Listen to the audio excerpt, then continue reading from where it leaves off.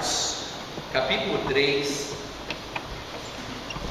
E antes da gente fazer a leitura, só lembrar que a Eliamar fez uma pergunta, perguntando sobre a relação do sábado, aliás, do dia que Deus descansou na criação, em relação ao sábado propriamente dito. Aí eu encontrei um artigo muito interessante que explica exatamente a relação entre esses dois dias, né, como que as confissões reformadas interpretam esse dia. Então eu vou entregar isso para ele, Amar. Se alguém quiser também, tiver interesse, é um artigo muito interessante, é só me dizer e eu posso também providenciar, porque ele explica com bastante precisão a relação que há entre o sábado, ou o dia da criação, e o sábado que nós encontramos nos 10 mandamentos. A gente até pode oportunamente fazer um estudo sobre essa questão do sábado, mas a princípio a gente vai continuar aqui no nosso estudo do Evangelho de Marcos, e oportunamente a gente vai então considerar essa questão. Evangelho de Marcos, capítulo 3, nós vamos ler aqui do versículo 13 até o verso de número 30.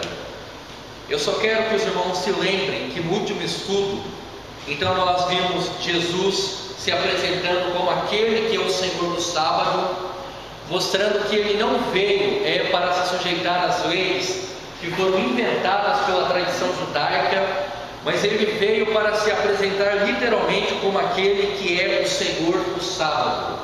O capítulo 2, versículo 28, ele diz: de sorte que o Filho do Homem é uma expressão messiânica, ele declara: é Senhor também do sábado. Então, enquanto os fariseus, os escribas e os religiosos estavam ali apenas preocupados com o fato de Jesus curar no sábado, então ele veio para mostrar que ele não apenas era maior do que o sábado, mas para mostrar também que ele veio interpretar e explicar para a igreja qual era a verdadeira utilidade do sábado. E se curar aquele homem era uma demonstração de amor, de bondade, de graça, então certamente não apenas era legítimo fazer no sábado, como é o que deveria ser feito e ser reconhecido por aqueles homens.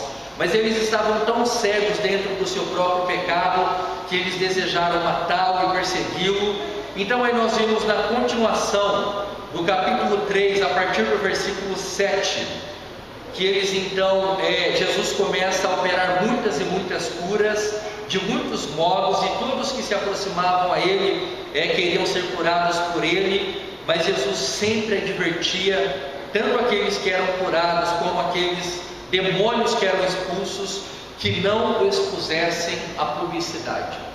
A partir do versículo 13, o que nós encontramos é o relato de Marcos da escolha dos 12 apóstolos, e na sequência a blasfêmia que foi operada e feita pelos escribas. Eu vou ler o versículo 13, e assim cada irmão pode ler um verso desse texto, que vai até o verso de número 30 inicialmente, muito embora a gente vai considerar não totalmente essa passagem. Diz assim: depois subiu ao monte e chamou os que ele mesmo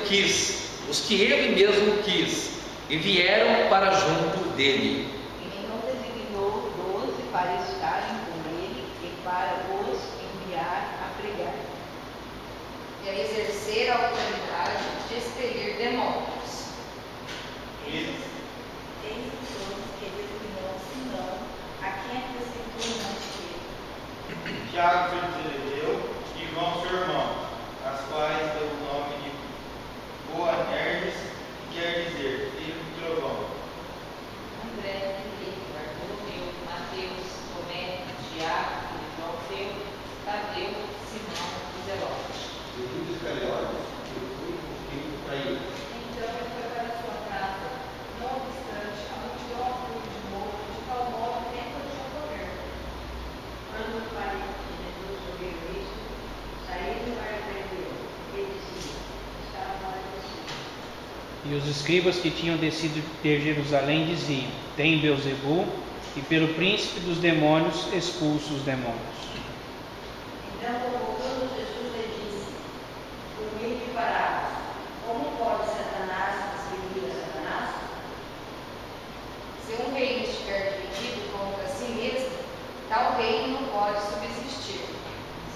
casa estiver dividida contra si mesma, tal casa não poderá subsistir. Pois Satanás se levantou contra si mesmo, está dividido, não pode subsistir, mas perece.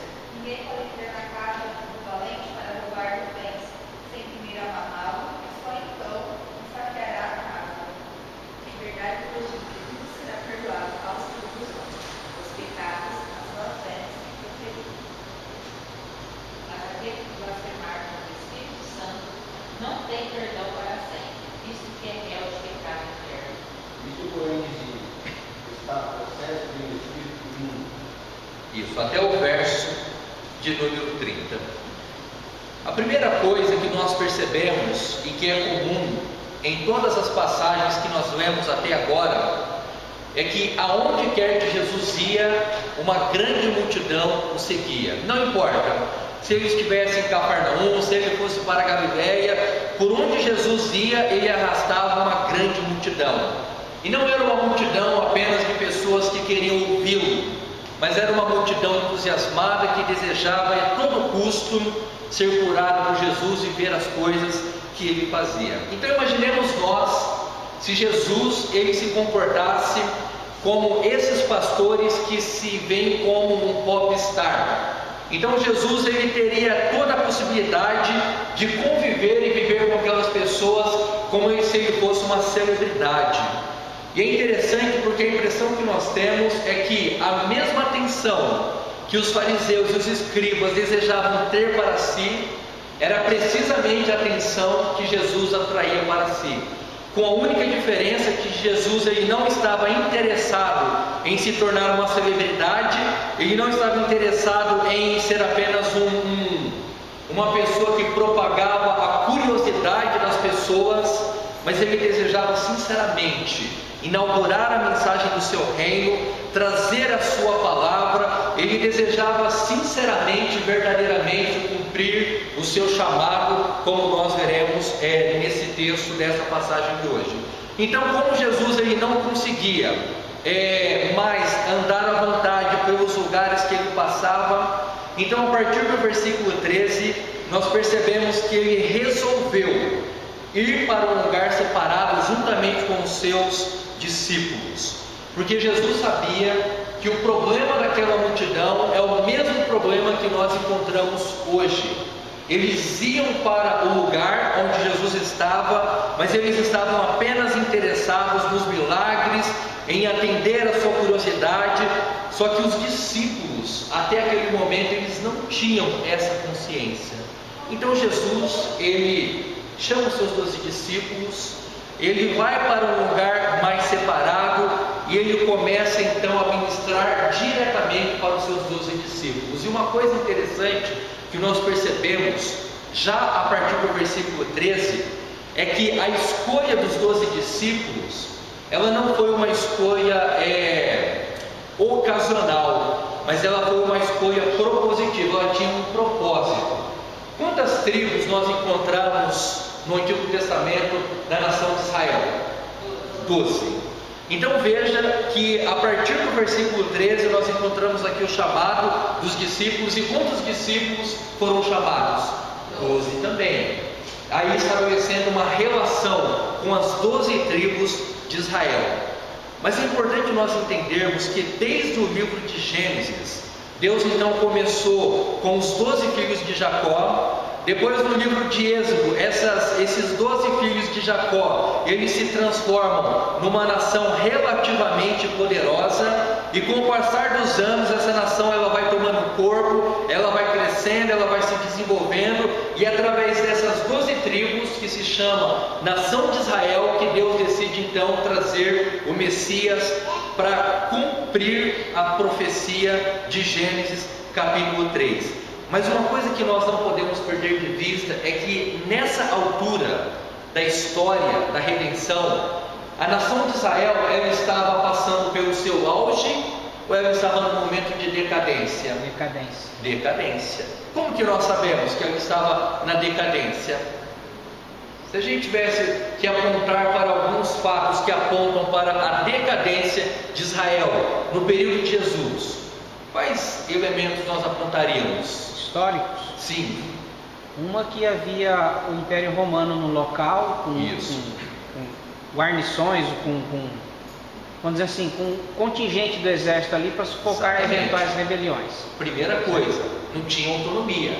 Era uma nação servil, era uma nação que tinha que prestar obediência ao Império Romano, ao imperador. Era uma nação que não tinha mais o mesmo status de antigamente. Então, historicamente falando, a nação de Israel ela estava em decadência. Mas espiritualmente, ela estava num momento bom ou num momento ruim? Ruim também. Pior ainda. E como que a gente sabe? Quando a gente vê pelos próprios religiosos daquela época. Mas o que eu quero que os irmãos entendam... Jesus ali. Mas o que é importante nós entendermos é o seguinte: em que momento Deus ele para de tratar com a nação de Israel como instituição e começa a tratar com o novo Israel de Deus como igreja? Porque tem muita gente na igreja que pensa que Deus ainda tem um plano para a nação de Israel hoje, como se aquela nação ela fosse uma representação do povo de Deus. É nesse ponto que nós começamos a perceber então uma transição e uma mudança que ela precisa ser muito bem compreendida. Então, até a vinda de Jesus, Deus tratava com a nação de Israel, as 12 tribos, os filhos de Judá e ponto final. Mas quando Jesus ele veio para cumprir o seu ministério, ele continua tratando com Israel, mas não como nação. Ele trata com Israel no sentido de igreja. Então, se antes da vinda de Israel, Deus tratava com uma nação etnicamente falando, agora Deus trata com a nação de Israel espiritualmente falando. Lá em Romanos, quando Paulo fala sobre quem são os verdadeiros cristãos, ele diz assim, que os verdadeiros cristãos não são os filhos de Abraão no sentido da circuncisão, mas são os filhos de Abraão no sentido daqueles que têm o quê? Que têm a fé. Então veja, é nesse ponto que os 12 apóstolos eles começam uma nova nação. Embora esses 12 discípulos ou 12 apóstolos, todos eles fossem judeus legítimos, a partir desse momento que nós encontramos é Jesus inserindo no seu povo não mais o fator étnico, mas agora o fator espiritual. Então Deus ele não trata mais com Israel como nação, mas ele trata Israel como um povo espiritual. Lá em 1 Pedro capítulo 2, versículo 9, fala que Deus então separou uma nação santa, um povo santo e uma nação de propriedade exclusiva. Tudo no sentido espiritual. Então, quando alguém perguntar para você quem é o Israel de Deus hoje, não é a nação de Israel, onde até o presidente esteve lá agora recentemente. Mas quando a Bíblia fala sobre o Israel de Deus, é no sentido espiritual. É o povo escolhido, aqueles que são filhos de Abraão na fé. Então, quem é o Israel de Deus hoje, senão a igreja? No sentido espiritual, naturalmente falando. Então é importante a gente ter essa distinção clara na nossa mente. Até a vinda de Jesus, Deus tratava com a nação. Depois da vinda de Jesus, especialmente com o chamado desses 12 discípulos, é como se ele tivesse fundado uma nova nação, e nessa nova nação seriam inseridos pessoas de todas as nacionalidades. Por isso que a gente encontra no livro de Atos uma miscigenação muito grande. Você vê todas as pessoas afluindo para a igreja sem distinção de absolutamente nada, com a única condição o que é? Crer, se arrepender dos seus pecados e ser perdoado por Jesus. E só para fazer uma observação importante, esse sempre foi o propósito de Deus. No Salmo 67, por exemplo, ou 69, se eu não me engano, a nação de Israel ela deveria ser como um testemunho para todos os outros povos. Então, aquilo que a nação de Israel não cumpriu, agora nós vemos o cumprimento na época de Jesus e na fundação dessa nova nação. Pode falar, Edward. O Rodrigo Silva estava explicando outro dia uma coisa que eu nunca tinha me apercebido, até não sei se ele estiver errado no que eu vou dizer agora. É meio difícil para mim ter que corrigir o Rodrigo Silva, mas vou fazer o meu melhor. Mas ele fala, mostrando esse ponto que é o que Deus sempre quis para todos os povos, ele fala assim: como vocês sabem que os 3 magos sabiam que iam nascer o Redentor, o Cristo, Exatamente, em Israel? Daí ele fala que o próprio Império Romano, olhando a política de todo o Império, esperava que o Cristo fosse um dos imperadores, porque ele sabia que seria o maior rei de todos os tempos. Exatamente. Então ele conta vários pontos da história normal, sem citar a Bíblia, sem mostrar a história paralela mostrando. Daí ele fala que ele acredita, no caso ele falava que a introdução do povo de Israel no cativeiro dentro do povo babilônio, que fez grande parte de toda a cultura do mundo daquela época, certo, que absorveu, criou a profecia lá que tanto os gregos quanto os romanos e todos eles esperavam o Messias, esperavam o Salvador. Sempre teve a mensagem do Messias divino. E ele cita até um faraó que foi o único faraó que aboliu todos os outros deuses do Egito, só que depois ele foi morto pelos outros sacerdotes lá e não viveu, foi coisa de 10 ou 12 anos só. Ele tentou acabar com o culto a outros deuses para adorar um Deus único.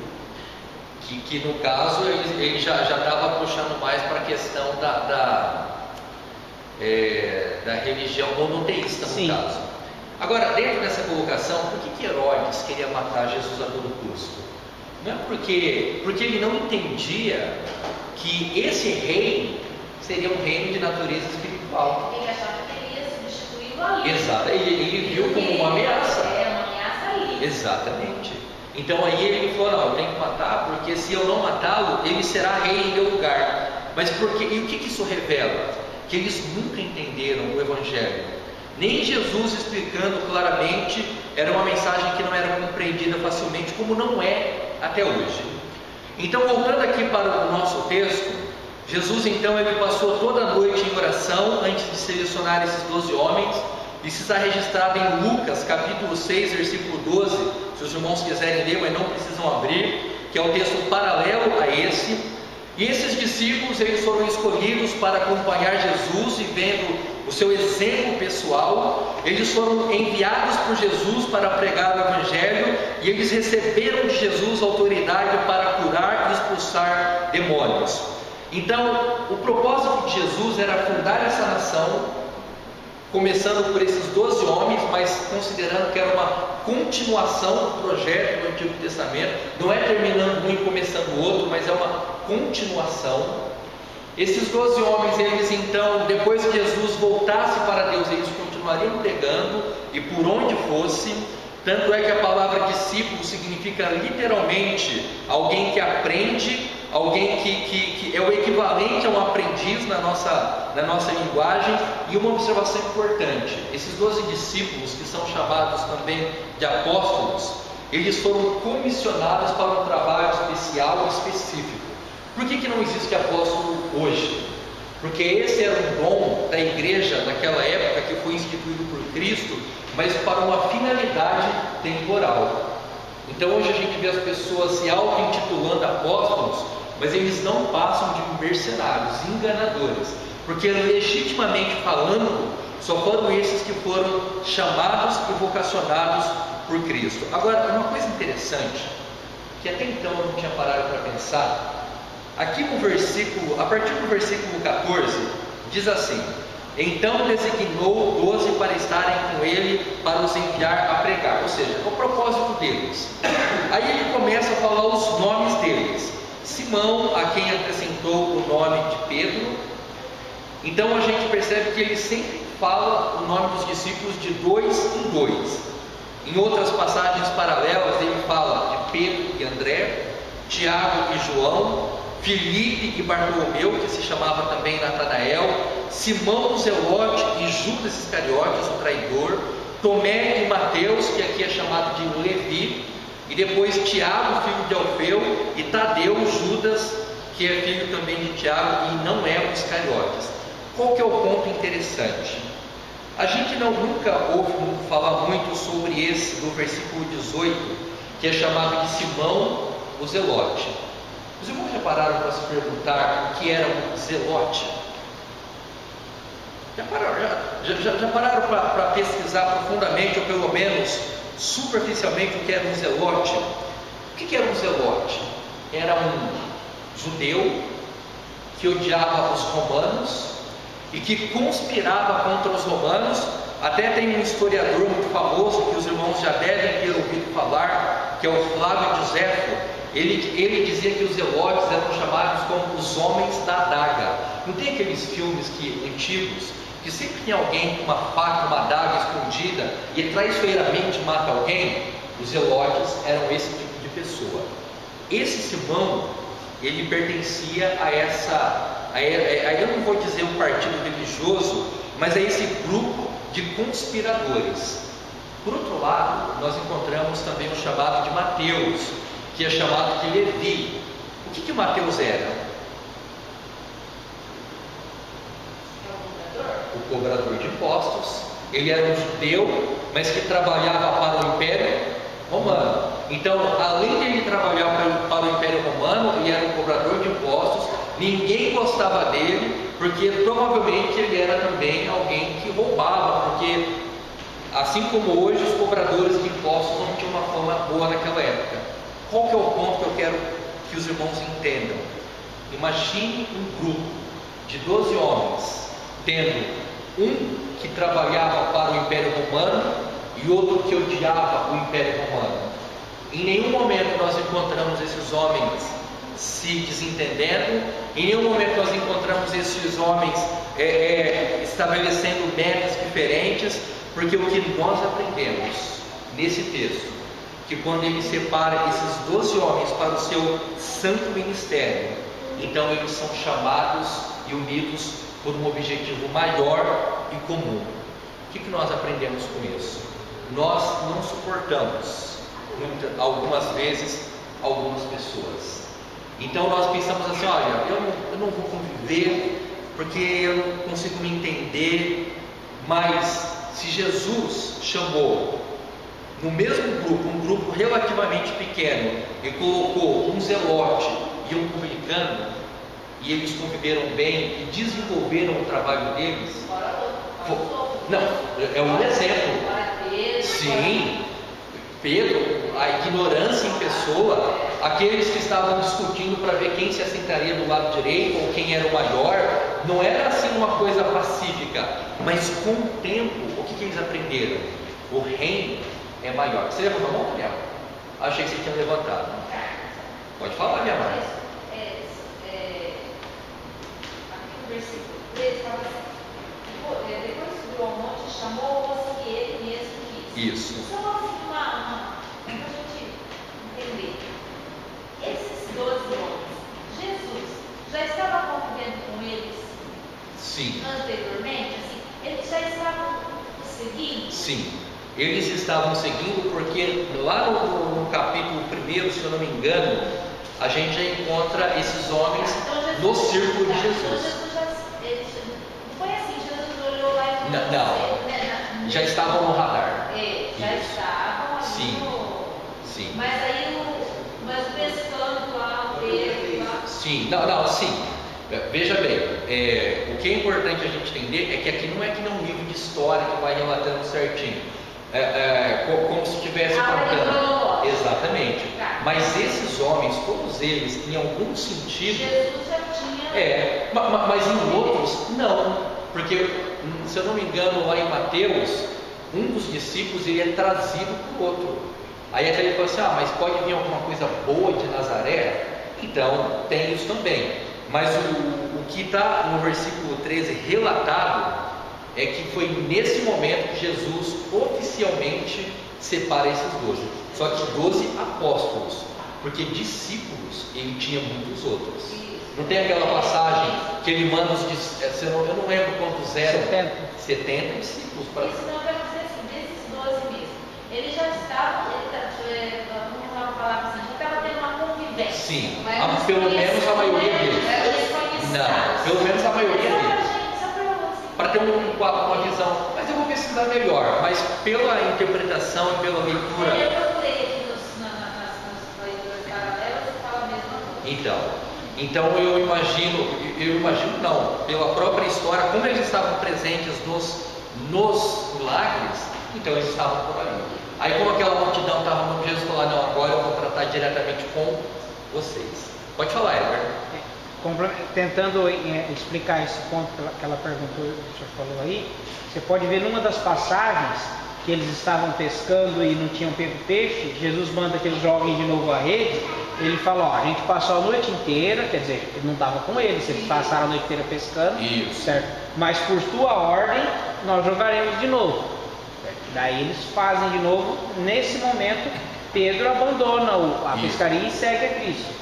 Mas veja, dentro dessa colocação, eles sabiam quem era Jesus. Sim, porque se chegasse tinha uma alguém convivência, tinha uma convivência. Por isso que eles falam: porque tu mandaste, eu vou fazer. Exatamente. Se fosse qualquer outro que estava mandando, eu não ia fazer mais. Exatamente. É como falar assim: ó, eu que sou pescador, sei o que está acontecendo, você vai mandar eu colocar de novo aqui. Exatamente. Eu imagino que Jesus foi passando pelos lugares, foi atraindo a multidão e não teve observando. É claro que não havia credenciais neles, mas dentro do propósito eterno. E ele quis, né? Exatamente. Tanto é que Judas estava aí no meio. Esse daqui é o bonzinho, então eu vou pegar esse. Não, esse daqui não foi assim. Não foi. Esse critério não foi usado. Não foi usado. Foi o critério soberano mesmo. E só para a gente concluir essa parte, é interessante porque nesse relato a gente vê Jesus mudando o nome deles. Simão foi mudado para Pedro, que significa a rocha. Levi foi mudado para Mateus, que significa presente de Deus. É o mesmo que escreveu o Evangelho. Tiago e João receberam o apelido de Boanerges, que conforme a explicação do próprio texto, significa filhos do trovão. João é conhecido como o apóstolo do amor, mas com certeza nessa época ainda ele não tinha essa reputação. E também a gente percebe que, de uma maneira muito interessante, que Jesus então separou esses 12 homens, eram pessoas tão diversificadas, candidatos nada promissores para esse serviço, mostrando mais uma vez que quem tornou possível é a autoridade de quem chama, mas não a capacidade de quem é chamado. E só para a gente finalizar, exatamente nesse ponto, nos outros evangelhos nós temos então a inserção do Sermão do Monte. Aqui ele não está. Por quê? Porque Marcos está escrevendo para os romanos e ele quer que os romanos aprendam mais o que Jesus fez do que aquilo que ele falou. Por isso que, diferente dos outros evangelhos, nós não encontramos aqui na sequência o sermão das bem-aventuranças, porque seria exatamente nesse ponto que deveria entrar. Então hoje a gente considerou aí os discípulos de uma certa maneira como a fundação de uma nova nação. E é a partir deles que a igreja começa a ter um caráter de igreja propriamente dito. Jesus está preparando eles para ir para as outras nações. E a partir da semana que vem, se Deus assim nos permitir, nós vamos entrar aqui no versículo de número 20 em diante, quando nós vamos ver Jesus não apenas instituindo uma nação, mas fazendo dessa nação também uma nova família. Ele está descaracterizando totalmente o judaísmo daquela época e estabelecendo os padrões das quais ele mesmo estabeleceu na eternidade. Então que Deus assim nos abençoe. Se os irmãos quiserem ler a continuidade do texto, é muito interessante, porque a partir de agora ele vai falar sobre a sua família espiritual e vai falar também sobre a mensagem do seu reino. Alguém quer fazer alguma consideração a mais, alguma dúvida talvez? Algo que não tenha ficado muito claro? Então nós vamos passar para o nosso momento de oração.